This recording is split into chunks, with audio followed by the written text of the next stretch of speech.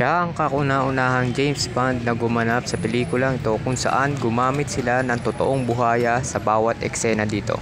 Napakadelikado ng mga stunt niya dito kung saan umabot siya ng 5 takes. Nakakatakot panoorin ang ginagawa niya pero mapapahanga ka at mapapabilib ka sa lakas ng loob niya. Kahit naman sino tatanggi sa ganitong klaseng eksena. Ikaw ba naman ibubuwis mo ang buhay mo? Pero sadyang magaling talaga siya.